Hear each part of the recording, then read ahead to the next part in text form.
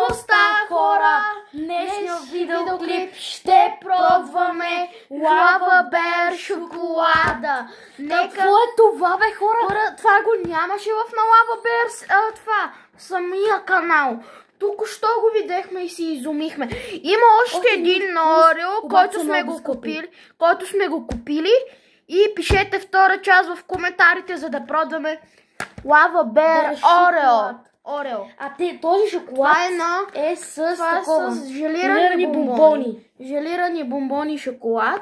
Нека да го питаме. Нека го пробваме Лава Бер шоколада. Окей, отваря се като... Не бе, така трябва да се натисне. Да. Като опаковка.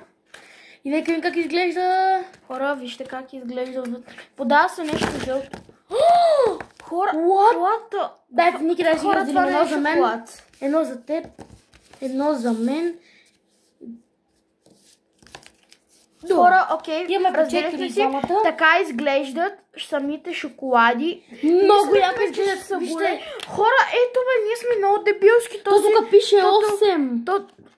Тук даже си личи, че това е като това. Като киндера. Да.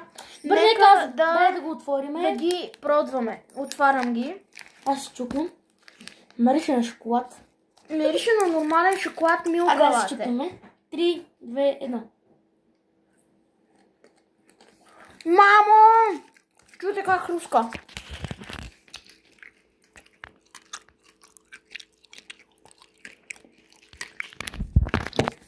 Хора, това е уникално.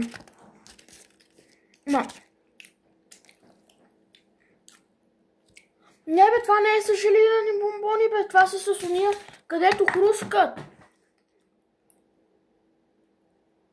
Чуваш? Брат.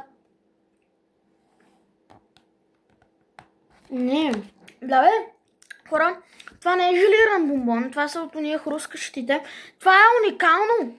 Това не е ли с пукаща захар? Да бе, това е пукащата захар. Да, поп пинк кенди. Не бе, бомболи. Попинк кенди. Кенди означава бомбон. Не бе, бе, това е желирана захар. Така изглежда Лава Бер бомбона. Шоколада.